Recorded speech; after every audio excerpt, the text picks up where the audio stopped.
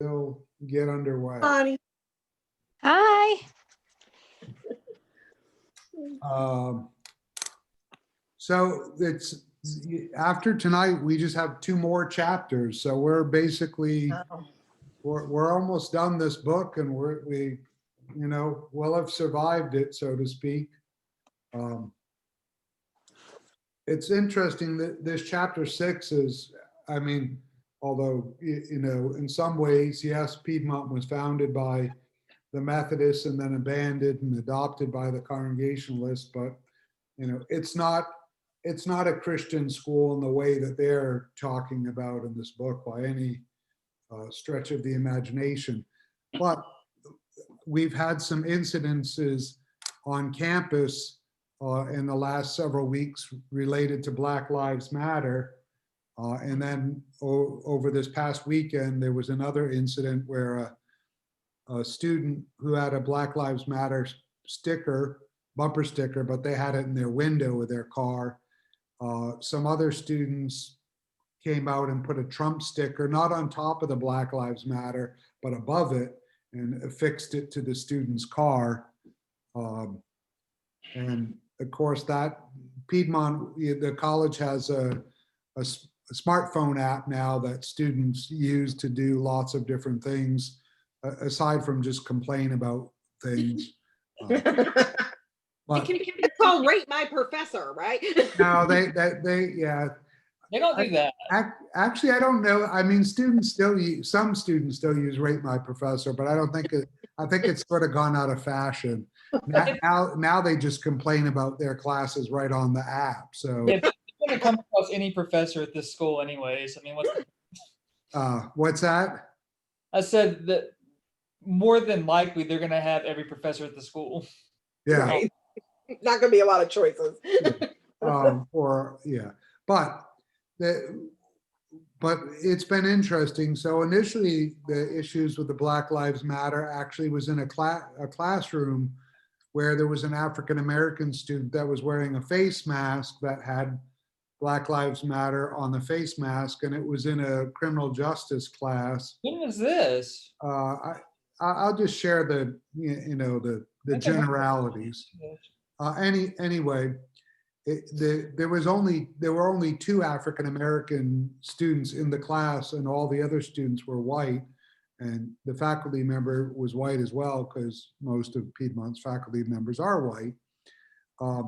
And it created some issues in the classroom. Particularly, the faculty member felt uncomfortable, and the faculty member said that some of the white students were noticeably curtailed their conversation whenever the student wore this face mask in particular. If the student wore a regular quote unquote face mask without Black Lives Matter, the conversation was more free flowing. But when the student wore that, it seemed to curtail conversation, particularly if the material might have some potential racial connotation or connection to it. And then this past weekend with the bumper sticker, which really got a lot of traction on the Piedmont app, and the student that placed the Trump sticker on the car has been suspended from campus for 2 weeks. I'm not necessarily sure that was the best way to handle the situation, but that is what happened.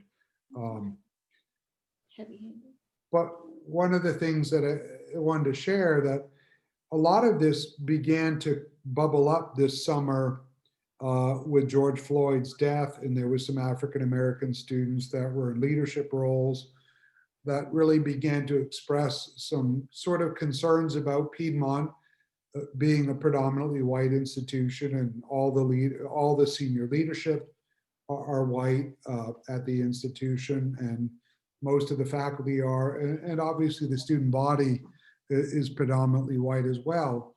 And so one of the questions that began to surface was whether the college was really serious about addressing issues of social injustice, particularly when it dealt with race and identity and those kind of things, which really is what led to this book discussion. And I have to say, there was a lot more participation and enthusiasm about this among you all than there was among our student body. So I'm not sure what that says either, because, you know, we had this racial incident this past weekend, and, you know, tons of students took to the Piedmont app to express their dismay and so forth. But then they were, you know, we publicized this book study, and there was a lot of, you know, conversation about it. And we didn't get hardly any students to sign up and participate. So, you know, and I'm not saying they got lots of other stuff to do, but there is certainly an element of what they're talking about in this book that's present at Piedmont, that our students of color feel decidedly underrepresented and feel somewhat victimized, and feel also like the institution isn't necessarily supportive of their concerns. I do have to say that the student that had their Black Lives Matter bumper sticker was a white student, so it wasn't an African. And I don't know if the people who put the Trump sticker above it or not knew that it was a white student that had that on their car or not. But you know, that student was trying to show their solidarity with that movement and their sort of own conviction about it. So Well, I was I'll gonna say, just leave it there, but I thought it was important to make a connection to actually what's happening at Piedmont, and, you know, what sort of, because chapter 6 is about racism and white privilege and so forth in, you know, institutions of higher learning. So, all right. hey, one thing I thought about, I mean, because you mentioned that students talked and were interested in the book discussion. And this book doesn't get into it, but it's something definitely with higher ed, because I know that students weren't engaged. I had a lot of students register for the symposium last week, and I know some showed up, and some were because their teacher made them or something like that. And there was the one student that we talked to who, you know, just go see, you know, what it is. I mean, he's questioning basically. But I think a lot of the deal with students and issues like this, extracurricular issues or extracurricular discussions of this, I think there's a couple of things. I think the main thing is the way that we present and view college, right? As a business and as I'm just getting this to get my job. I think that that's kind of part of it too, a little bit to me. And I think too that I don't know how much they get in class, or if they feel like they're going to be victimized or attacked if they do have these discussions outside of, does that make sense? Yeah, it's Kind of possible. thing. I mean, sadly, I think you're right. I mean, Piedmont is supposed to be a liberal arts institution, so it's not supposed to present higher education as, you know, this is what you do to get your job. But, you know, we've all become a sort of consumer-based society. So, and colleges, you know, want to keep their doors open, so they sort of cater to that. Unfortunately, you know, I mean, places like Harvard and Princeton don't necessarily have to cater to it, but, you know, they have, you know, multi-billion-dollar endowments, so they can sort of, you know, do whatever they want in terms of the sort of consumerist market. They've been the Christian schools that have been around forever. Yeah. Right. But, you know, this book, I mean, the whole conversation about Bob Jones in this book, you know, I looked up, I wanted to know more about Bob Jones personally, and not just the university. And so I looked him up today. And part of the reason he started his college, it started in Florida, by the way, and then eventually moved to South Carolina, but it originally started in Panama City or somewhere, Panama Beach, somewhere around that area in Florida. But in the early 1920s, he was concerned about the fact that even Christian colleges and state colleges, as they called them, were becoming too secular and were adopting, you know, theories and models of evolution as teaching that in science class or whatever. And so he founded his university really in opposition to the Scopes trial and what happened there. It was like a week after the Scopes trial ended that he put the charter together, and it was like 6 months later that the school opened its doors. But it was decidedly founded because he saw that, or he believed that even Christian colleges were becoming, secular in nature and were losing their tenets and principles around the doctrine of the faith. So it is, so in the conversation in this book, there's lots of other schools that fall in that line too. Sure, even locally, Toccoa Falls and Emmanuel and Truett McConnell were all founded within a year of the Scopes trial.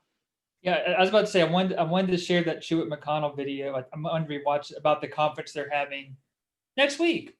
Yeah, exactly. It's a prophet. What's it? Prayer, prophet, and patriot. Yeah. Patriotism. They have that and have had that every year for the past 4. Ever since the president that is the current one took off. Well, the right before that, yeah. Well, I was gonna. But where's Emmanuel at? Emmanuel is in Elberton or Royston. Okay. It's just the other side of Toccoa. Yeah. Right. So how was Toccoa Falls in comparison to Truett McConnell? Because Truett McConnell just seems. But which way is my right? This. It just seems. That's hard for me to do too, because my right maybe not the camera. Yeah. So I would say, our son did dual enrollment at both schools. Toccoa Falls was decidedly less. Well, Truett McConnell is Baptist. Strictly, it's a Baptist school, and so they have that right in their charter that they'll promote all things Baptist. And whereas Toccoa Falls is affiliated with the Alliance Church, and so they have a little bit of a different kind of skew. They're much more mission oriented. From an academic standpoint, as far as it went, Toccoa Falls is it's definitely more difficult in more of their early classes. Truett, Josh took biology at Truett. It was not a biology class. It was a Christian theology, creation theology class. How they got away with getting state funding to do that class, it was all about baraminology, and there were more Bible verses on a test than there was parts of the cell. What the? It was insane. I was. Well, he got his biology credit. He got his biology credit. Doesn't matter. He's a geography major, so he needed earth sciences anyway. But know parts of the body anyway. Yeah. No parts of the body. Are you serious? We don't talk about those. It was shocking. And when this text got into hierarchy, it immediately made me think of that. The fellow there at Truett wrote his own textbook. They aren't even using a regular textbook. Wrote his own textbook and presented hierarchy constantly. Wow. About God, and then man, and then woman, and then children, and then male children, and then female children. And yeah, absolutely, 100%. Sorry, what the hell? Yeah. Insane. Sheesh. Yeah. And what is it about that you don't like, Jennifer? Bonnie, you remember that we're homeschoolers and we're Christians, but we were never Christian homeschoolers for a reason. So, it was shocking. So you don't like being below God? Yeah, I can't even tell you how shocking it was to me. At Toccoa Falls, for him to do dual enrollment, we had to sign a statement of faith that said, yes, Yes, we were Christians. At Truett, we needed a letter or we needed something to prove that we attended church, where we attended church.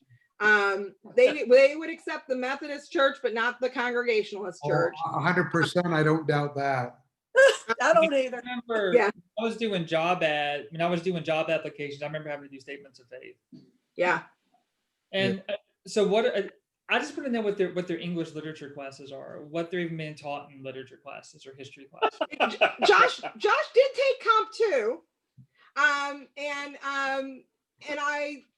It was not, it wasn't bad, but it was a lot of Nathaniel Hawthorne and a lot of poetry. Now the poetry did involve a huge section on Langston Hughes. That professor was very young and it was her only year teaching. Oh, interesting. Her Yeah. only year. Well, not Yeah. surprising if she taught Yeah. Langston Hughes. Yeah. And she was a person of color, but she was an adjunct, not a regular campus faculty. Yeah, right. So otherwise he took Latin, and that has its own elements of crazy. But The whole other, this is just fascinating to me, and the whole other discussion that they don't get into here that I just want to bring up for later discussion is the role of athletics. I'm thinking about Liberty. And all about Yeah. Liberty. Mhm. Because there was a really detailed article right before the Falwell stuff about Liberty and football. And it's not just at Christian colleges, because I know that Falwell wanted athletics to boost the school basically to get more recognition of the school, and it has. I think they're like 4-0. They just beat Syracuse or whatever this year. But the whole role of athletics, specifically football and basketball, in perpetuating this white hierarchy, basically. Yeah. I mean, it's something I thought about when I was at ULFE, but definitely in Auburn. I think Auburn, I forgot the number of African American students, maybe like 7%. Most SEC schools 10, hover around 10, give or take, a little bit less. But 75% of the student athletes that play football are Black. Right. oh yeah, of course. SEC. Yeah, I mean, Toccoa Falls, I looked up their numbers just because I do know a lot of people who are professors. A lot of my very good friends are there. And I looked it up, and Toccoa Falls is 8% Black, which I was shocked that they were even 8% Black. I think they've got to be including dual enrollment students, but but 100% of their basketball team is Black. Interesting. So And Piedmont's, we've hovered around 12 or 13, right? Something like that, yeah. All right. And you got to imagine, I mean, a number of our track athletes and basketball players are African American. yeah. Well, I just think what's important to remember too here in the South is diversity is going to be tough regardless. I mean, as a person who hires folks to work in healthcare field, I was looked at like, what's wrong with you? Where are you getting all these Black people? Yeah. Because the hospital had never had any Black licensed employees Except for Brenda. except for the laboratory manager until I hired like a boatload of people to work in respiratory I mean, not a single single Black nurse. nurse. in the entire facility. What No, hospital? And what's the facility, Jim? It's Stevens County. Okay. And that's true of almost every hospital in this Mhm. North Georgia area. Yeah. You get outside of Gainesville and major metropolitan areas, and the number of Black professionals working in healthcare in rural facilities in the South is extremely low. Right. And And you I can looked even at it, it's like, these people are wonderful. right. And they were like, well, how do you know they're qualified? I said, they're new graduates from colleges in the in state. Atlanta. Yeah. And then, so, I mean, but diversity is hard simply because we don't have a huge, thriving Black populace to draw from. Right. Now you said except for Gainesville, and all of my doctors, and I've spent way too much time at the hospital in Gainesville, but the diversity in Gainesville is astonishing. I Yeah. mean, very few of the doctors are actually white Anglo-Saxon. That's true. Well, I mean, and certainly when it comes to doctors, you may have doctors from all over the world. Right. But for your nurses and stuff, I mean, even if you look at the graduating classes of your LPNs, your RNs from the technical colleges, there might be one Black student amongst all of them. Northeast Georgia, as far as I know, the hospital is at least half, maybe more than half Black and But other. urban usually tend to be. I'm speaking Yeah. basically on rural areas. Right. It's I hard. mean, And since the book states about white flight, where Right. you know Christian colleges left urban areas for the bucolic wonders of the unsettled The areas. mountains. Yeah, Yeah. but Which were settled before though. Yeah. but it makes it very difficult for them now, not only to recruit Black students, but it's almost impossible for them to have a diverse administrative staff. Yeah, I mean, one of the things you look at, I mean, Piedmont's nursing program, there are a few African-American students, more in Athens, on the Athens campus. Right. That's much more racially diverse in the nursing students there than on the Demorest campus. But on the Demorest campus, most of the diversity in the nursing students are Hispanic. So Yes. there's a larger number. And that also reflects the county's demographic as well. You know, that's the growing minority population in this county as well. Oh, no. It's in all of Georgia now. So Melissa, go and say all that. I was just telling him, he was like, you know all this? And I was like, yes, because for the nursing program, I had to see all of them this summer for them to try on scrubs and order scrubs from me. So I told him, I was actually surprised by how many Black students there were.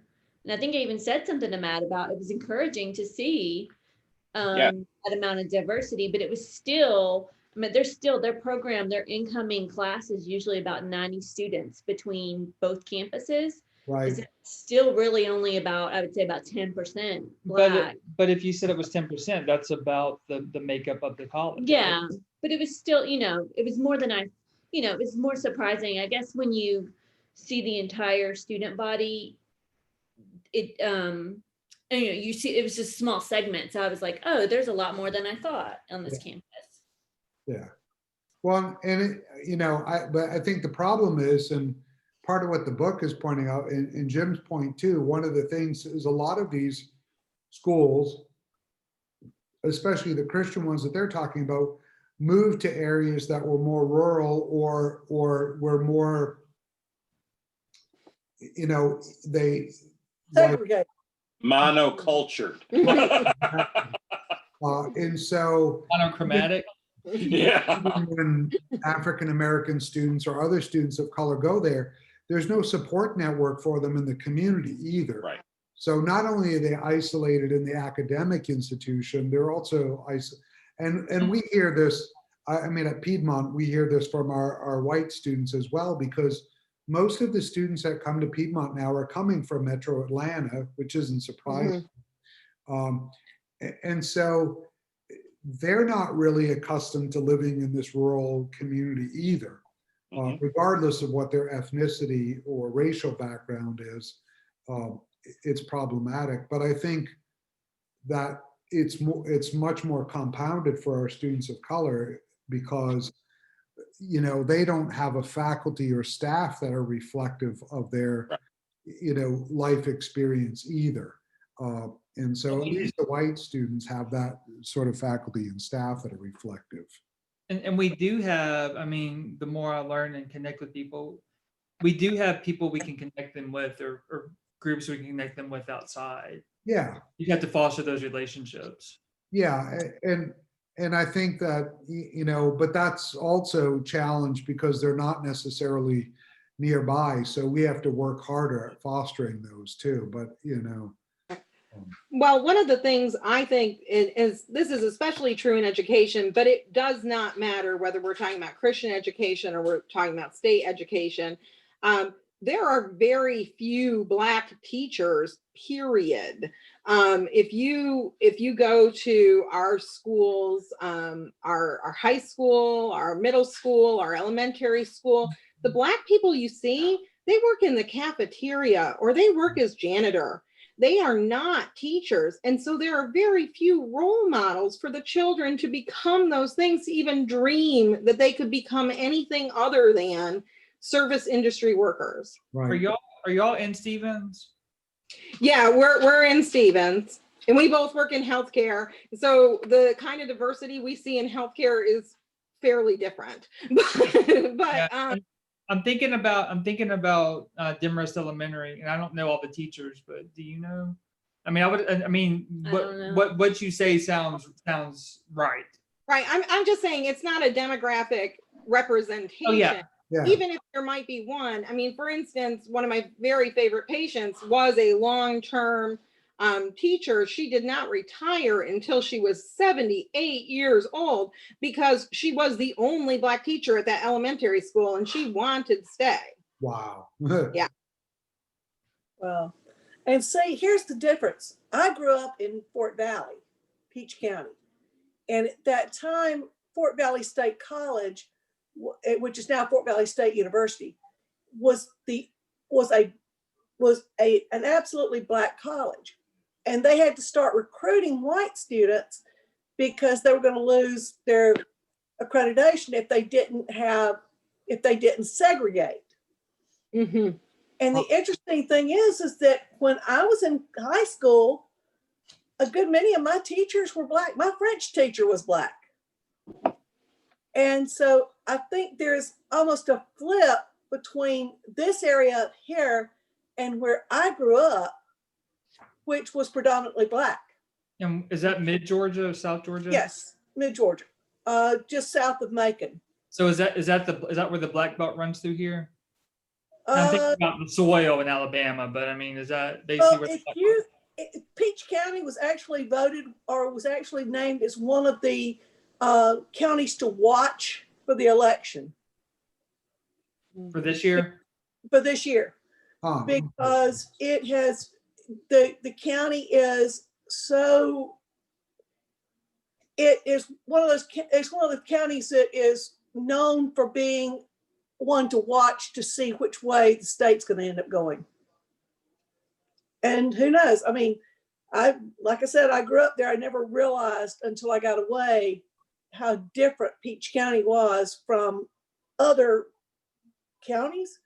I mean, my high school class, you can look at my yearbook, and it was maybe, my graduating class was maybe 20% white. Yeah. And that was, I mean, and my chemistry professor, my chemistry teacher was from Fort Valley State University, and he was Black. I mean, I had a lot of of teachers. And so when I think about this divide now, I'm like, what's the difference? I mean, what happened? Wow. Because there we Well, had a lot of what happened. I mean, I'm thinking private schools and I'm thinking about what's happening in Birmingham and elsewhere of people, whites, wanting to separate and to start their own school districts. Right. One Right. was the Christian private schools, of course, after desegregation, but then also the case in Birmingham where there are these white flight suburb enclaves that want to separate off from Birmingham to make their own school districts so they don't have to integrate. Right. That's kind of what I thought about with Youngsville, now that I look back on it.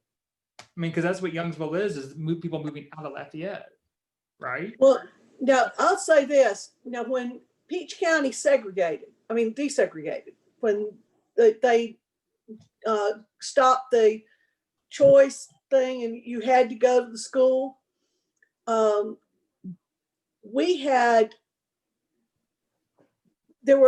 was a church in Perry that people met there, and they formed a school called Westfield. Westfield School it's in full operation now, and it is an integrated school now. But at that time, it was strictly for the people who had money. At first, they met at First Baptist Church of Perry, Georgia. And then they eventually bought land and moved out. And I know intimately what Westfield was and how it began, because my first husband, who was killed right after we were married, my first husband graduated from Westfield. And his parents went there, and I mean, they were the first ones to pay to create that school. 76. Same with Beechwood in Marshallville. Hmm. A lot of my white friends went to Beechwood at Marshallville. So it was, I mean, that was pretty much the way it was. I mean, they literally did create schools, private schools. Sure. Yeah. And that, I mean, for me growing up, the difference is I grew up in a state that was so predominantly white that, Yeah.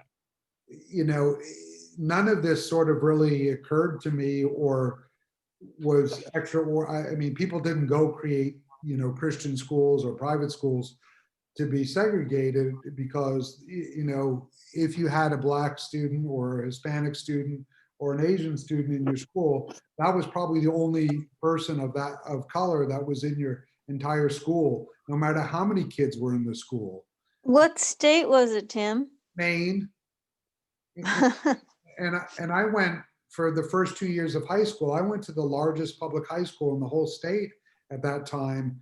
And while there were African American students and some Asian students, and the percentage of those, even in the largest high school in the state, was infinitesimal compared, and so really Portland was the only city that had any real diversity.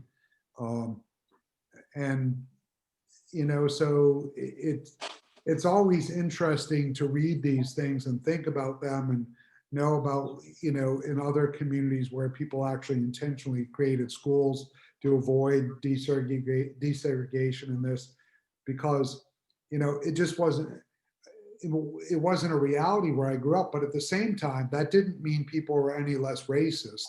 That was the irony of the whole thing. But they just didn't have anybody to physically be racist towards, So it happened in other ways. I mean, it happened in comments that people made and the choices that they sort of made in a larger context. But there just wasn't this sort of direct animosity. And, I think what surprised me is in these last 4 years to see in the state I grew up in, and even to have family members that are so ardently supportive of Trump, and regardless, but the fact is, that's why I'm making the point that they still had this racial animosity there. They just didn't have any overt sort of way to, live it out, if you will. But now they can rally in a president that's sort of overt in his racism. And they can claim that they're supportive of him because of his economic policies or whatever, or he's going to build a wall to keep, Hispanics, Mexicans out, which again aren't ever going to go to the state of Maine because it's too damn cold. What about the whole school choice programs? Well, there are some charter schools in Maine, but again, there's not. People in Maine don't care about that. I mean, well, I'm not just talking about there. I'm just talking about that's a whole nother aspect of this too. Oh, 100%. But again, when you come from a state that's so predominantly white, that sort of geopolitical sort of analysis doesn't really come into play. So you see it as some other kind of like an otherworldly sort of conversation, Well,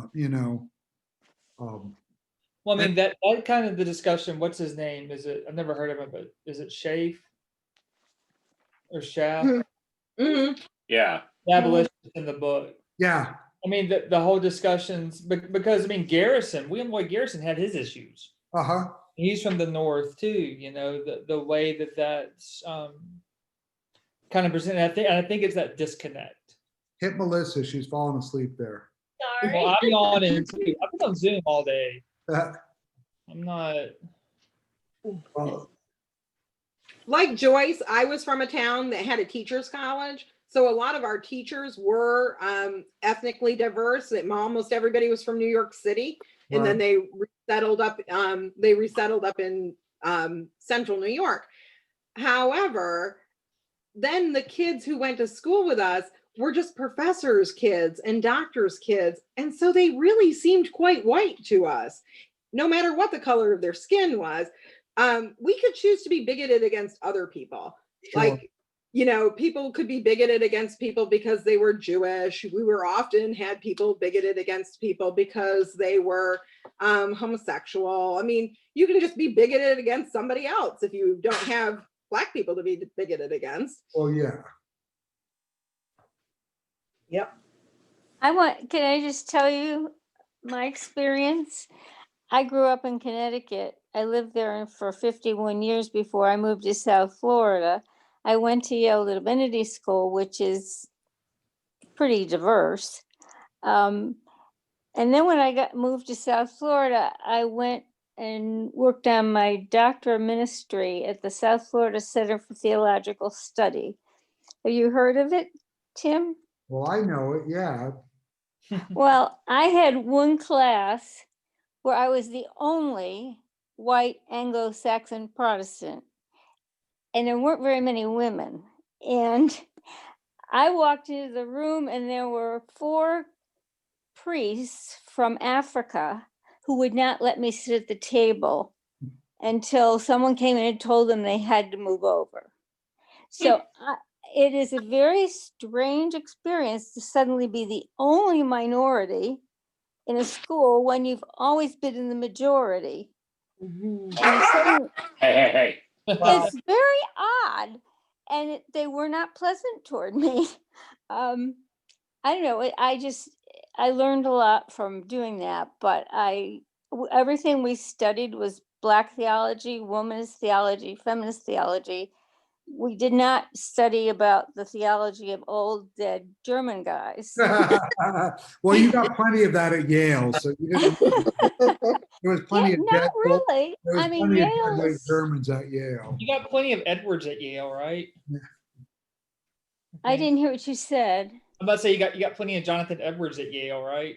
No, Oh, no. No. Well, no, you get Yale more. doesn't believe in old dead white German guys either. No, it's very diverse. The didn't professors are very diverse. Polly Murray went? What's that? Didn't Polly Murray go to Yale Divinity School, or did she go to Harvard Law? I don't remember, because she was a lawyer and a priest. I mean, she was like everything. Barbara Brown Taylor went to Yale. Mhm. There's a couple good people that went to Yale besides Bonnie and Barbara Brown.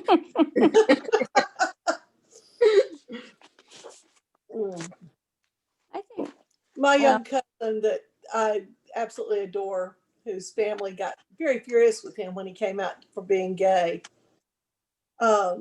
He went to Yale. And I'm quite proud of the boy. Because he went to Yale or he came out as gay. I'm proud of him, period. Well, there you go. Very good. Yeah. I got to spend some time with him while I was down at the farm.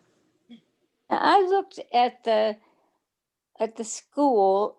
I was interested in Azusa Pacific University and where that came from, because I knew something about the Azusa Street. Oh, what was it called? The revival, yeah. Revival, yeah. And I think that it's part of the Foursquare Gospel Church. Is that right?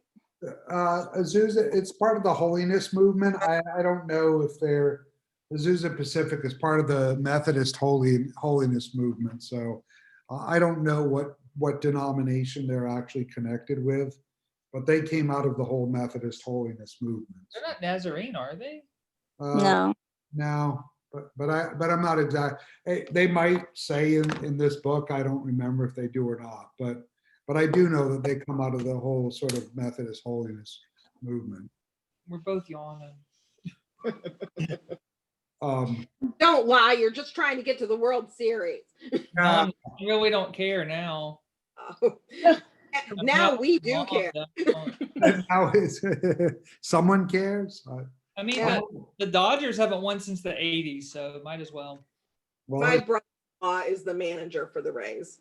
has Tampa Bay ever won? Oh, Have the Who's that? Have the Rays ever won the World Series? No, well, they haven't been a team for all that long. No, but I realize that. They've come close. World Series. they've been in the World Series, but they have not won yet. Okay, I knew that. I knew they had been in it, and I just couldn't remember if they. It would be Okay. very good for my family if they won. so now we get to gotta root for the Rays. That's it, right. Exactly. What was that name drop again? Yeah. My brother-in-law, Eric Neander, is the general manager manager. for the Tampa Bay Rays. Oh, the general manager. Yeah. Yeah. Okay. Like That's the why Bucks. I was like that name doesn't sound familiar. What? Yeah. No, Oh, he's yeah, on ESPN all the time, but it's always the business side. So aren't you gonna watch? He's like the boss. I mean, eventually, but You're gonna wait till game 4 when they're up 3-0. they're a If little y'all more. would, wrap us No, up. Now we now we know why Stephanie's not on. no, no. You know, he went to Virginia Tech and he is basically a statistician. And if you've ever seen the movie Moneyball, Oh, yeah. it's based on him. And he was the person who wrote that software. Wait, he was the one with Oakland A's. With what? He The was- Oakland A's, yes. Yeah. Right. Oh. I mean, that entire background part is fictitious, but he wrote that software. Wait, the- the- Billy, what's his name? Eric Eric Neander. Neander. Wait, who's Billy Bean? He was I don't know. he was the manager of the Oakland A's. At that time. At yeah. that time. Okay, that may be why I He think about that. I think contracted about with that name. the statisticians Right. to play the numbers. Right. Right. Who do Yeah. we keep? Who do we get rid of? Right. How do we move this team into the So series? yeah, so that's how he got into it to begin with, is he wrote the software for baseball that allowed them to do that. So I mean, we care more about the scores than we care about. He was the Tampa Bay Lightning. He was like, All serious. right. Oh, he's a baby. You all have sent He is very young. He's you've very sent young. Melissa down a rabbit hole now. She's gonna. Yeah. Okay, I guess Well, he is a baby. He's born in '83. He is. I didn't say anything different. Yeah. Well, I am the He's oldest just of many children. he's just 9 years older than Bonnie. Yeah. He's married and only has 3 kids. Yeah. Yeah. Oh, wait, only sorry. Well, of course, he's your brother-in-law, so he married your sister. Okay, gotcha. Yes. He married my sister. Yes. We would care more about it if he was her brother. 'Cause- Yeah. yeah. No, I mean, I wouldn't want to guess see his so. brother. I guess I'll root for Tampa Bay. Yeah, you've lost I have a it. rooting Please, interest thank now. you. My nephew, his son has Down syndrome. My sister has breast cancer. It's a good story. Aw. Yeah, we're hoping for a movie of the week Yeah. eventually. sounds just like a ESPN, like 30 for Exactly. 30. Yeah. Exactly. There could be a lifetime out of it. they The always amazing thing for us, I think, with Eric is that he is so very humble about all of this stuff, and he would never take credit Never. for doing any of this stuff. It's just, everybody worked together. It was a great team. Yeah. Da, da, da, da. He would never get out and toot his own horn. Never. And that's what makes him so impressive. Yeah. Okay, I'll root for Tampa Bay. I have a dog in the fight. Bonnie, what were you gonna say? No, I wasn't going to say anything. I'm out of Well, things to say. all right. Well, do we have anything more important to say about the book? Well, I was gonna say on the Last next page. to last paragraph on the last page of that chapter, it said Christian higher education must understand that Christian theology is at the center of racial justice, and racial justice is at the center of Christian theology. But I would say it's not just Christian higher education. Like We know. it is like Yeah, see, I the marked it church too, itself. Yeah, A Right, lot of churches. It's, exactly. you know, they treat social justice like it's some Do you want to talk about our bugaboo at church again? bad word, you know? Yeah. Yeah. The first thing in the sermon this week was what? The progressive church is bad or something? Progressive Christianity is Yeah. bad Basically. because of social justice. Would And y'all what like is to come to my this? church? What that? Would y'all like to come to my church? remember, they're trying I'm to, they're Southern trying Southern to, Baptist, remember? There. trying to We're revive, they're trying to revive the church from the Every week we're inside. getting a little bit more Oh, yeah. I disgruntled. remember. Yeah. I mean, it, What's your church? Oh, come on. National Federated Church. Yeah. All right, I'm hanging up now. I'm hanging up now. No, I'm with you, Melissa. I think that so often, and in fact, I mean, it doesn't matter. It's our own church too. I have been called out on that. One lady Sunday, Bonnie was there as well. One lady Sunday, I showed a video called "Living the Question" that Bonnie had given to us. I was very excited about talking about you know, getting out in our faith, questioning our faith, going further with it, and being progressive in lots of ways. And one of the members of our church, who is a very nice woman, called me out on it, called me everything but white, so to speak, on that idea that I would preach something progressive in a Methodist church, and it was very hurtful.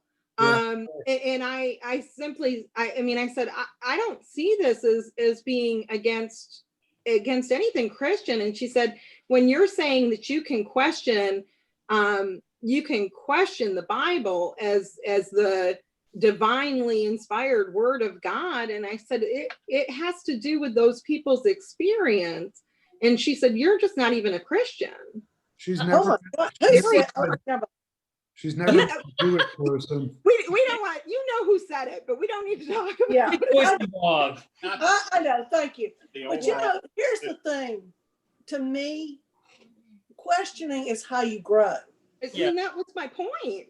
It's how you gain your faith anyway. I mean, if you never question what you've heard, if Yeah. you never question all of those things, you don't grow beyond here. I Right. mean, and there are a lot of people who don't want to grow. And I think back to the first quote in that chapter where it was about we want to return to true American values. Right. And I think, you know, this is the problem now, is that we can't question, we can't talk, we can't discuss without attacking. Right. Well, the problem I see is that when you don't, it's not, when you're not questioning, it's not that you're taking, oftentimes it's not that you're taking what the Bible says at face value. It's what you're taking what other people have taught you from prior generations. And you're not even reading it for yourself and seeing, Right. do I believe? You're just going off what somebody else told you to believe. Right. Right.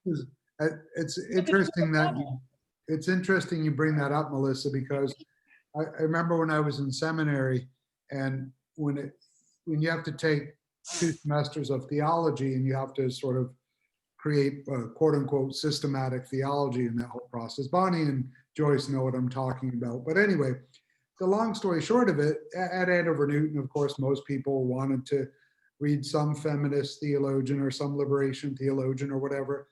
And I said, I'm going to read Calvin's Institutes. And everybody looked at me like, what the hell is wrong with this guy? And basically, you know, I mean, there probably is something wrong with me, but that's beside the point. I made the real point that, you know, most feminist theologians, most liberation theologians, any 20th century theologian or whatever, if they're rejecting Calvin, the vast majority of them have actually read Calvin and they know what Calvin said. And they're able to make an argument that's a legitimate one against him, for example, particularly if you're in the Reformed Protestant tradition. And it was the same argument that you're making, Melissa. All my friends wanted to read all these progressive people. just so they could argue against Calvin. And I said, the problem is you don't know what Calvin said. All you know is what so-and-so said that they didn't like about Calvin. And unless you understand Calvin, how can you form an opinion that's either rejecting or not? And, you know, whether my learning of theology was any better than theirs, I felt like it was important for me to understand the sort of source of Reformed theology rather than sort of the people that rejected that Reformed theology, so I could at least know better what to accept and to reject. If you And want to not throw based on around someone critical else's race view. theory is terrible, read some critical race theory and see if you disagree with it. Right, yeah, exactly. Yeah, So, all right. Any other thoughts, suggestions? We don't want to make Jim and Jennifer miss too much of the game. It's fine. it's only game one. For Well, Christ's It's only game. Game one can be decisive. sake. Well, Not really. Someone is going to win and someone is going to lose. And that person, the team that loses, will Six be more one game games. behind. It's probably only like the first inning, if 8:27. that. Yeah, I don't yeah. know. You know, the They're only playing in Arlington, Texas, so who really Yeah. cares? That's like, That's a nice looking new stadium. other. you know, I will say that. At the very end, it talks about placing their racism in museums, Yeah. right? And you know, Tim, that when we first talked about doing the study, one of the things that had came to mind was the Bob Jones Art Museum. yeah, right. I remember that. And they talk about it. Wasn't that ironic? Yeah, That- yeah. And you know, and I can say from several different field trips to it how you don't want to go on a field trip with me to the Bob Jones Art Museum because I will be pointing out how ridiculous it is. but What is Yeah. in it? All of these Middle Eastern people represented as white little cherubs with curly red and blonde hair. Um, Is Leave the that Jews wrong? out of this. but- Isn't Yeah. that true? no, so the grandson of Bob Jones, when he was a young man, decided that he wanted to collect art. And so he had a small budget of $30,000 a year that the college let him have power over to collect art. And he began collecting lots of sort of European art, basically. He has other stuff in there too, but he collected furniture. And now they have this massive collection of Baroque art actually in the museum. And I think it's the largest in North America. It's actually the largest collection of Baroque art in North America. Yeah. So, you know, there's a lot of, sort of European, paintings and stuff from Rubens and all kinds of famous artists and whatnot. I mean, but Jennifer's been there, so we're gonna, as a field trip at the end of this, we'll go there as a way to bring this to. Get your long skirts out, ladies. Can we go there and then can we go to the Ark and is it Kentucky? Well, if we're gonna go to, we're gonna go to the Ark. Then can we go to the Patriot No, it's Conference? in Pennsylvania. We need to go to the Ark in Kentucky, and we need to go to the Creation Museum because they're run by the same foundation. Yeah, they're the same guy. Yeah. Yeah. There's a really good article in the Bitter Southerner that was recent about that. And then we have to go to The bitter sucker. Yeah, the Bitter Southerner. Washington DC for the Bible Museum as well. Mm. Hey Tim, I'm going to be back on campus. Do you want to go to Truett McConnell with me next week? Not really. Well, I was hoping it was virtual. We could watch it. I love the fact that like this is going to be in person and we're going to have hotels. No, if it was virtual, I might watch it with you, but I'm not gonna. I was thinking about if it was virtual, actually watch it. I'm sure it's going to be streamed. Well, if it is, I'll watch it, but I'm not gonna go there because I'm sure there won't be any face mask anywhere to be seen. Well, there won't be any parking spots either. It'll be so packed. Well, all right. Okay. I'm gonna offer. By the way, may I say something? No, This I'm gonna past pray. weekend, well, Of course you this can, past, George. this past weekend, we were down in Fort Valley.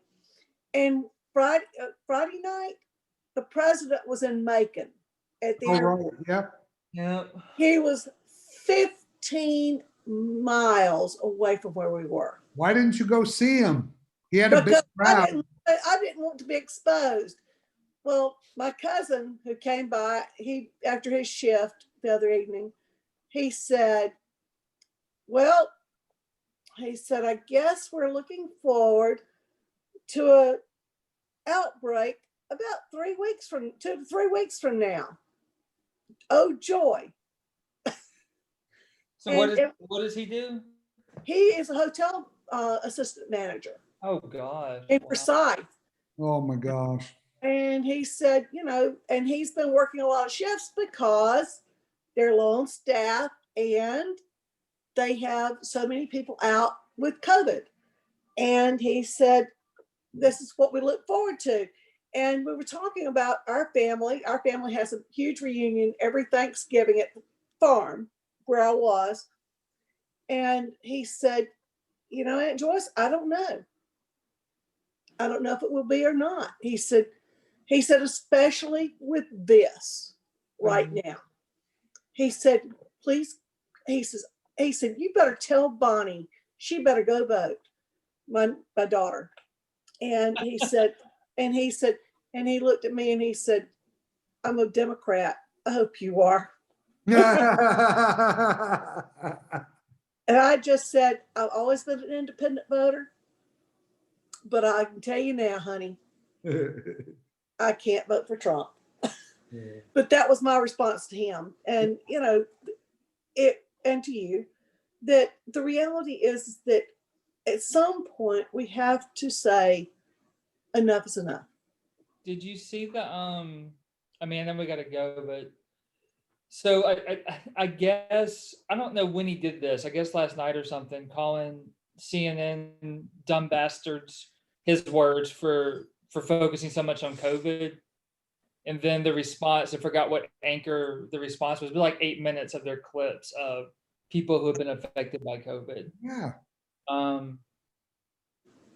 Yeah, it's just it's a heart-wrenching watch, but I'm wondering just sharing that. But I even think to myself, sharing that won't do anything. It seems like.